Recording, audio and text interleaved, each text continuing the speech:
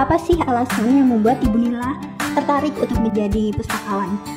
Mengelola informasi, saya harus fokus di ilmu perpustakaan ini, saya ingin jadi pustakawan. Pustakawan itu sebenarnya orang yang harus multitasking. Oh iya Bu, mungkin di luar sana itu masih banyak teman-teman yang menganggap kalau pustakawan itu kerjanya cuma jaga buku doang. Kan harus memilih informasi yang sesuai dengan kebutuhan perpustakaannya, harus punya peran mengembangkan literasi bagi perpustakaannya. Kira-kira apa sih tantangan terbesar yang Bu Nila alami selama menjadi pustakawan di perpustakaan FEB Undip ini? Pengembangan teknologi juga. Ini kalau perpustakaan ini juga kita sudah mulai berpikir untuk flashbook ya. Pustakawan sudah tahu dia nggak akan mungkin jaga image dengan perpustakaan.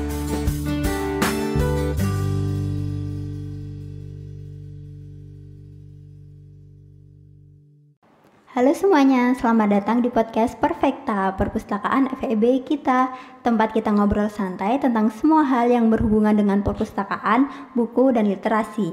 Saya Sania yang akan menemani kalian di podcast episode kali ini. Jadi teman-teman, hari ini kita akan membahas suatu profesi yang masih sering nih dianggap sederhana, padahal kenyataannya punya peran yang sangat penting loh, yaitu pustakawan. Nah, pas banget nih sama tema kita kali ini, sudah hadir narasumber yang sangat spesial, yaitu Ibu Nila. Jadi, Ibu Nila ini merupakan salah satu pustakawan di Perpustakaan FEB Undip. Halo Ibu Nila, bagaimana kabarnya? Alhamdulillah baik. Selamat sore Mbak Sania. Sore, Gimana Ibu. kabarnya? Alhamdulillah baik juga Ibu. Terima kasih karena telah meluangkan waktunya untuk hadir di episode kali ini. Sama-sama. Oke, Ibu Nila, mungkin kita langsung aja ya Bu. Boleh. Kalau boleh flashback sedikit nih Bu, kira-kira apa sih alasan yang membuat Ibu Nila tertarik untuk menjadi pustakawan? Oh gitu. Jadi saya flashback perjalanan ya dari mungkin saya kuliah terdahulu. Sebenarnya saya masuk di jurusan perpustakaan itu juga tidak ada niat. Ini Mbak Sania kan juga mahasiswa IPUS ya. Iya betul. Mudah-mudahan nanti kan juga kedepannya mungkin jadi seorang pustakawan ya. Kalau saya sih mindset saya waktu itu juga kalau belajar itu kalau bisa ketika kita bekerja itu sesuai apa yang kita pelajari. Jadi ilmu itu bermanfaat. Kan kadang ada orang yang ketika dia kuliahnya apa, kemudian malah bekerjanya di bidang apa gitu. Akan lebih bermanfaat lagi kalau dia bisa bekerja sesuai bidang ketika dia waktu menimba ilmu. Nah dulu seperjalanan kenapa saya bisa sampai jadi seorang pustakawan, sebenarnya dulu waktu saya menimba ilmu perpus itu juga saya sendiri juga masih bingung ilmu perpustakaan itu mempelajari apa gitu kan. Karena waktu itu saya kan kuliah di UGM lah itu kebetulan yang keterima ilmu perpustakaan. Jadi dijalani dulu. Cuman ternyata ketika dijalani karena menurut saya ilmu perpustakaan itu juga kalau orang tidak punya passion nggak akan mungkin.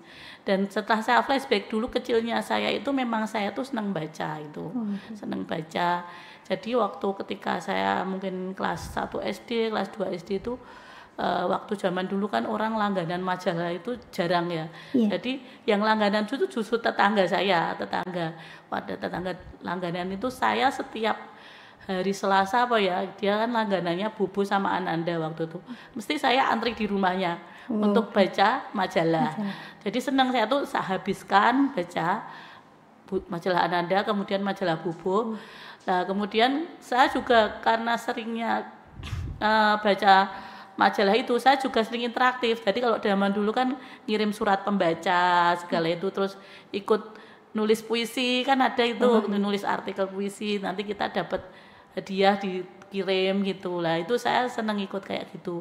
Kemudian saya juga waktu kecil itu ternyata seingat saya tuh ternyata saya sering ngumpulin adik-adik kelas itu yang mungkin waktu saya kelas 4 itu adik-adik kelas 1 gitu saya ajarin apa aja tidak melulu pelajaran gitu ya tapi permainan atau apa jadi sampai adik-adik kelas 1 baru kalau ketemu sudah besar gitu inget biar yo sering dikumpulkan sama Bu Nila nanti kalau sudah kita kadang dikasih door prize-nya itu apa waktu dulu sederhana banget, kapur dulu kan nulisnya masih pakai papan tulis itu blackboard itu kan, dan nulisnya pakai kapur. Nah, saya tuh nanti kasih hadiah adik-adik itu kapur yang berwarna itu, warna-warni ada hijau, ada biru, ada pink.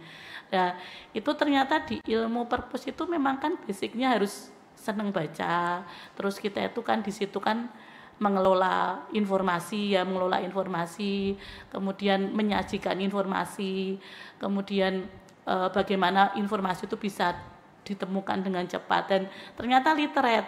Akhirnya saya suka dengan saya mau fokus aja di sini.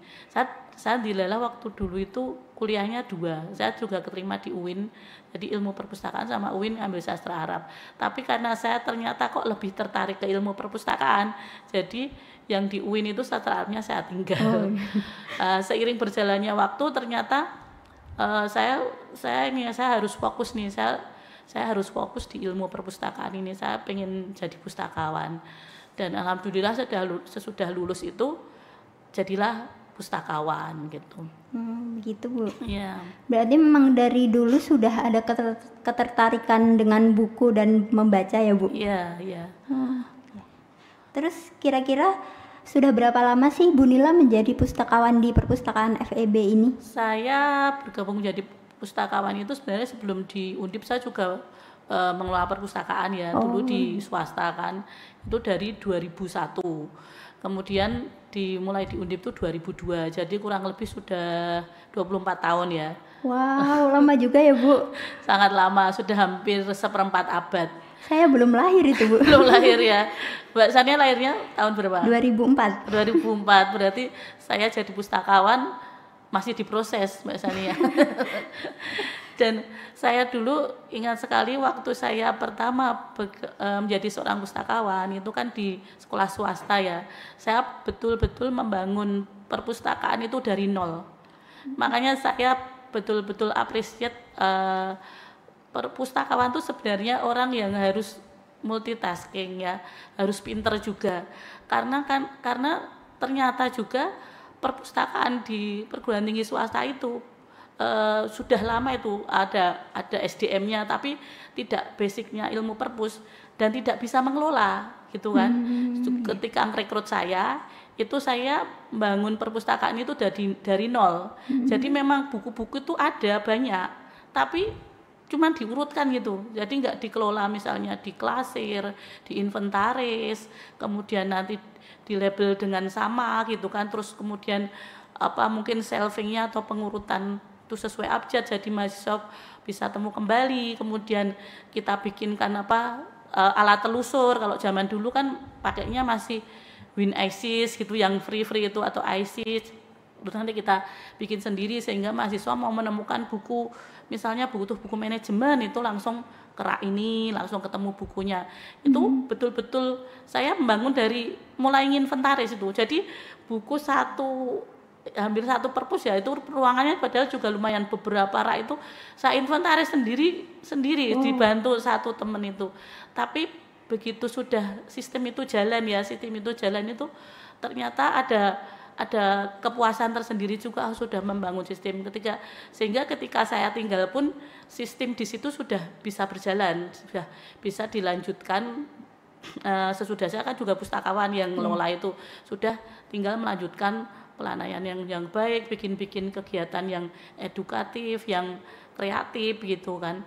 Nah, dari itu pengelola yayasan itu juga sempat jadi jenengan ini salut juga dengan ternyata memang perpustakaan itu memang harus dikelola dengan orang-orang yang mempunyai basic keilmuan perpustakaan, karena ketika dia tidak mempunyai basic ilmu perpus, nggak akan mungkin bisa juga dia mengklasir, itu kan butuh ilmu ya. Kita harus lihat DDC atau UDC dulu, harus nyamakan itu subjeknya apa, sehingga ketika dia basicnya bukan ilmu perpus, misalnya langsung serta-merta dihadapkan pada sini diklasir dulu, nggak akan mungkin bisa, kecuali kita nyontoh misalnya kita ada lihat katalog induknya Perpusnas misalnya gitu ya, itu mungkin yang bisa jadi lebih memotivasi saya juga untuk saya harus lebih berkecimpung lagi dalam dunia kepustakawanan gitu. Keren banget sih Bu. Oh iya Bu, mungkin di luar sana itu masih banyak teman-teman yang menganggap kalau pustakawan itu kerjanya cuma jaga buku doang atau cuma jaga perpustakaan. Nah, menurut Bu Nila itu gimana sih? Oh iya ya, ya memang itu stereotip yang sering kita dengar ya. Mungkin dimanapun kadang kita orang itu mengunderestimate bahwasanya perpustakaannya aja sudah di underestimate, apalagi orang yang ada di dalamnya gitu kan. Kadang orang kan mikir perpustakaan ya apa toh gitu, perpustakaan itu penting enggak sih gitu kan. Apalagi kalau mungkin wujud dari perpustakaannya itu orang lihat juga cuman aduh isinya udah itu apa perabotnya itu kuno-kuno, terus bukunya itu ya terjajar dengan lusuhnya, nggak pernah ada yang nyentuh ya, kayak museum mending, atau mungkin nggak dibersihin, ternyata begitu disentuh tuh waduh debunya tuh tebel-tebel gitu kan. Itu kan sudah sebuah apa ya, jadi kesan yang buruk juga. Apalagi nanti ternyata memang pengelolanya di situ cuman diem, cuman ibaratnya pasif dia tinggal cuman menunggu apa pengguna datang aja, nggak ada pengguna dia diem, kalau ada pengguna baru dia jalan gitu kan. Itu sebenarnya memang ya harus kita rubah ya, karena pustakawan itu kan sebenarnya punya peran 3 penting ya. 1, dia sebagai penyokong literasi. 2, dia itu sebagai pengelola atau pengelola materi pembelajaran ya. 3, sebagai ahli penelitian. Kalau kita lihat 3 itu kan nggak akan mungkin jalan kalau nggak dimiliki orang hebat, ya nggak? Iya, betul. Ahli penelitian itu kan paling nggak dia juga harus tahu ilmunya ya, misalnya ilmu menulis, ilmu bagaimana mengelola referensi gitu kan. Kemudian dia mengelola materi pembelajaran itu kan gimana koleksi-koleksi, apalagi informasi saat ini kan lebih booming ya. Orang tuh mau cari apa aja itu gampang itulah, tinggal di Google searching itu udah ibaratnya udah membludak gitu kan. Nah, itu kan makanya peran pustaka itu lebih penting lagi, karena dia harus menyortir kan mana informasi-informasi yang sesuai dengan kebutuhan pemustaka dia. Kemudian dia kemas gitu kan. Terserah kemasnya gimana ya, mau disajikan dalam bentuk apa gitu kan. Pertama dia kan harus memilih informasi yang sesuai dengan kebutuhan pemustakanya, kemudian mengemas atau mengolahnya, kemudian baru dia menyajikan pun itu juga endingnya harus mudah ditemukan kan. Mudah ditemukan itu kan butuh ilmu juga, bagaimana koleksi dalam satu ruang atau satu gedung ini, ketika pengguna butuh buku yang ada di dalam satu rak aja gitu bisa mudah sekali ditemukan. Itu kan juga butuh proses ya, yang nggak mudah juga. Kemudian menyokong literasi juga, dia harus punya peran mengembangkan literasi bagi pemustakanya. Literasi tidak mesti baca buku ya. Sekarang kan pengembangan literasi banyak ya, tidak harus lewat buku, bisa lewat video. Yang penting masyarakat itu sadar gitu kan, lebih kritis, lebih kreatif, kemudian mungkin lebih berilmu gitu kan. Kemudian yaitu lebih ada kemauan untuk belajar atau membaca gitu. Dan membaca itu dalam tanda kutip tidak harus buku, karena buku sekarang juga kan ada yang berbentuk digital juga. Karena kalau generasi sekarang itu kalau memang udah beda zaman ya, kita mau bilang pengembangan minat baca, kalau di generasi anak-anak yang sekarang masih SD itu, dia sangat sulit untuk membaca buku tebel-tebel kan. Tetap dia kan lebih suka informasi pendek gitu kan, yang tulisannya tuh. Tapi yang terpenting di sini dia mau belajar dalam bentuk kartun pun nggak apa-apa gitu. Ternyata memang nggak cuma jaga buku doang ya Bu, tapi pustakawan tuh juga punya tanggung jawab untuk memastikan kalau buku yang ada di perpustakaan itu sesuai dengan kebutuhan pengguna ya Bu. Itu yang terpenting, harus di highlight ya. Terus Bu, kalau ngomongin soal perpustakaan FEB Undip ini, kira-kira setiap lantai itu pustakawannya pekerjaannya sama apa berbeda? Berbeda. Kalau saya kalau saya ya tadi seperti yang ceritakan dulu, saya kan berawal bukan di Undip ya, pernah di perpustakaan swasta yang memang dari nol ya. Kalau saya lihat di FEB ini sistemnya sudah jalan ya, sudah jalan. Jadi waktu saya masuk itu kan teknologi terus berkembang ya. Betul. Dulu saya waktu masuk mungkin masih pakainya WinISIS, kemudian berkembang lagi opaknya itu maksudnya menjadi SimaWeb, kemudian berkembang lagi sekarang terpadu menjadi slim gitu kan. Jadi teknologi terus berkembang. Nah, kalau di perpustakaan FEB sendiri ya alhamdulillah dari waktu ke waktu itu mengikuti perkembangan zaman. Dan kita itu sebenarnya terbagi dari banyak unit juga. Banyak unit, kita ada yang di peleburan kenapa kita menyediakan layanan di peleburan gitu, karena kita banyak mahasiswa-mahasiswa kita juga yang kuliahnya ada di peleburan, karena dia kan butuh materi-materi untuk pembelajaran juga. Makanya kita masih buka untuk teman-teman pasca sarjana yang ada di peleburan. Kemudian ada yang di Tembalang. Di Tembalang sendiri itu ada 3 lantai. Lantai pertama itu ruang sirkulasi. Ruang sirkulasi itu nanti teman-teman di situ bisa melayani mahasiswa-mahasiswa yang membutuhkan peminjaman, pengembalian buku, karena kan kalau sirkulasi itu koleksinya dipinjamkan. Kemudian termasuk di dalamnya mungkin pendaftaran keanggotaan gitu, kemudian pengurusan bebas pustaka, karena dipinjam, ketika dia lulus kan peminjaman harus dikembalikan makanya harus ketika wisuda dia harus mencari surat bebas pustaka itu. Kemudian di situ juga lebih banyak buku-buku textbook, karena memang untuk lantai 1 itu sirkulasi ya, peminjaman. Jadi mungkin teman-teman yang di situ shelvingnya juga lebih keras, karena kan banyak koleksi-koleksi dalam bentuk hard copy gitu. Dan teman-teman juga memang untuk yang senang atau pinter shelving itu ditempatkannya di lantai 1. Berarti shelving sendiri kan kelihatannya sederhana ya, tapi butuh ilmu juga, karena kalau saya melihat ya teman-teman pustakawan kalau dia tidak biasa shelving, ditempatkan di lantai 1 tuh juga kecepatan untuk shelving itu kurang. Tapi kalau teman-teman yang sudah biasa shelving itu, dan bukunya tuh di sana rapi, mudah ditemukan kembali juga, langsung diurutkan. Dia kalau mungkin di lantai 2 itu kita shelvingnya ya mungkin sebulan sekali kita ada shelving bersama, itu di sana hampir tiap hari di shelving di sirkulasi itu. Kemudian naik lagi kita ke lantai 2. Di lantai 2 itu kita ada ruang referensi. Nah, teman-teman di situ memang melayani pemustaka yang memang dia membutuhkan buku-buku referen. Buku-buku referen ya dalam bentuk ya kamus, ya ensiklopedi, maupun buku-buku biasa yang memang jumlahnya itu yang disirkulasi ada, itu kita pen juga di referensi. Tapi kan kalau di referensi cuman baca di tempat ya, tidak boleh dibawa pulang. Kemudian juga ada koleksi tugas akhir.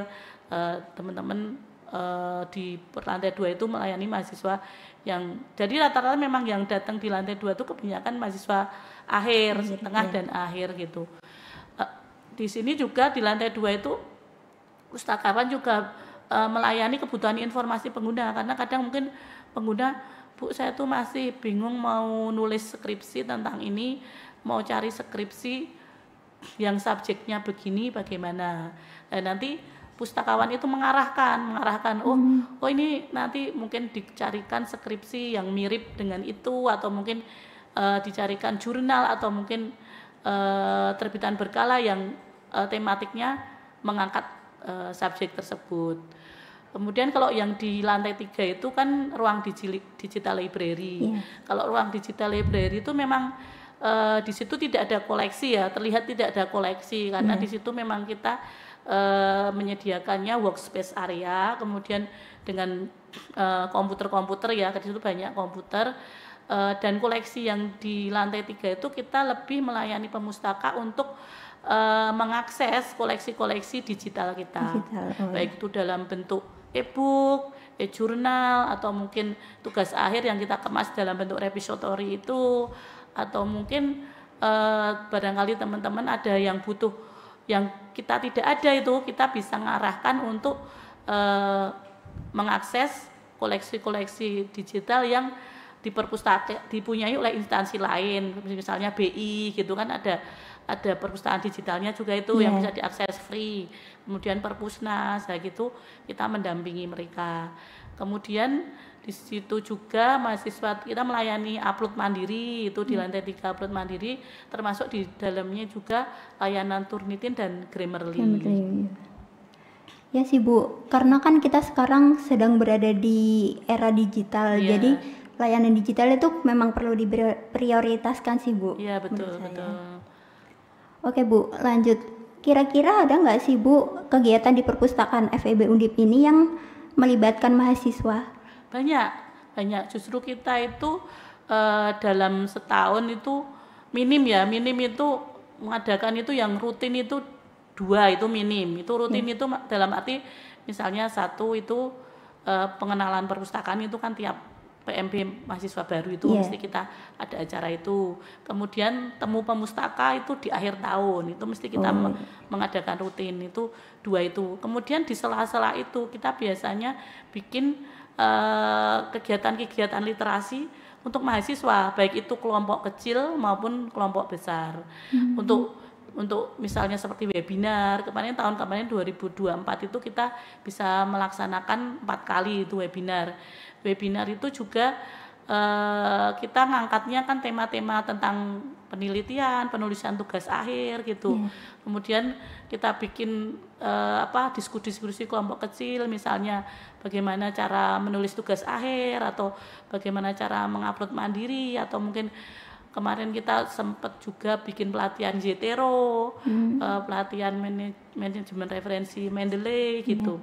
Atau kemarin juga sempat bikin kelompok kecil tentang penggunaan Grammarly gitu. Jadi di situ banyak kita melibatkan mahasiswa sebagai audien kita, karena memang di samping kita memberi pelayanan, kita juga ingin mahasiswa itu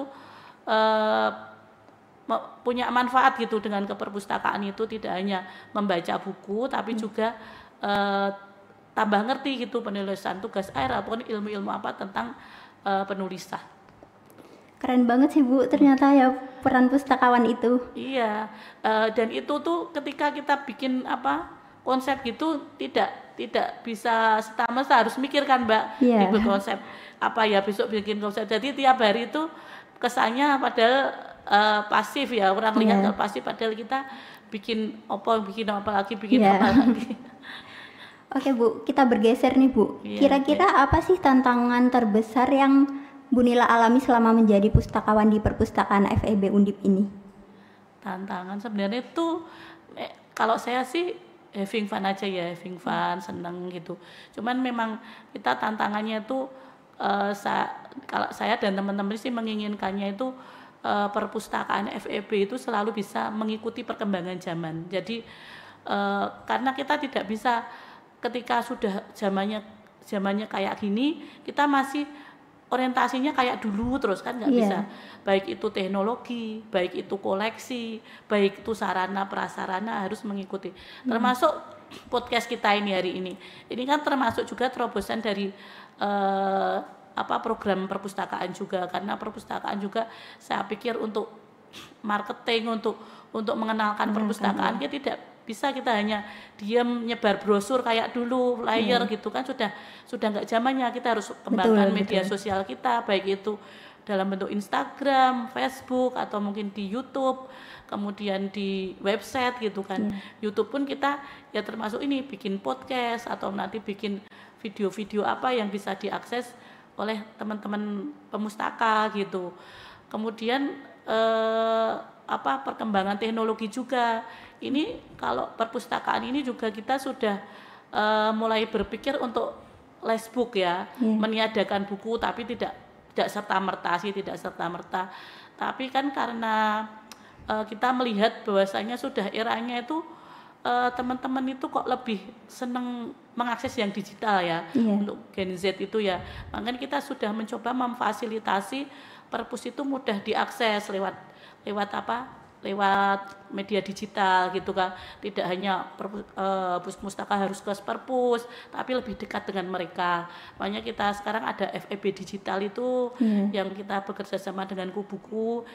itu termasuk untuk mendekatkan kita kepada pemustaka. Kemudian Lexbook itu juga nanti kita coba yang di lantai 2 itu dulu yang kita kurangi, tapi untuk yang di lantai 1 itu masih kita tetap pertahankan karena ternyata juga banyak teman-teman tuh yang masih senang juga baca buku dalam bentuk buku, dalam bentuk hardbook. Indikatornya apa? Indikatornya karena di ruang sirkulasi itu ternyata peminjaman dan pengembaliannya juga cukup tinggi. Terlepas itu mungkin buku-buku yang dia pinjam mungkin lebih banyak ya, mayoritas itu buku-buku perkuliahan ya, buku-buku handbook atau buku-buku untuk penunjang perkuliahan gitu. Tapi ya nggak masalah sih, itu berarti kan masih buku-buku itu masih banyak digunakan oleh teman-teman pemustaka juga. Berarti nggak cuma soal tugas dasar seperti klasifikasi, katalogisasi, dan shelving, tapi juga pustakawan tuh harus benar-benar paham tentang teknologi ya Bu ya? Iya. Minimal kalau kita nggak paham ya kita jangan sampai terlalu nggak tahu lah, maksudnya mengikuti. Meskipun nanti kita bisa berkolaborasi dengan teman-teman lab atau mungkin berkolaborasi dengan teman-teman IT yang mungkin IT dari kantor kan yang bisa kita kita maunya kayak gini nanti diterjemahkan dengan mereka gini gitu.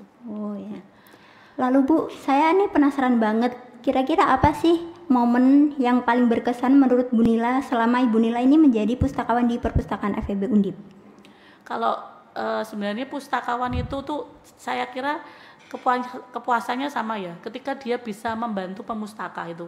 Karena kebanyakan kalau pustakawan sudah tahu, dia nggak akan mungkin jaim ya, jaga image dengan pemustaka. Jujur dia malah senang ketika dia dekat dengan pemustaka, bisa membantu pemustaka.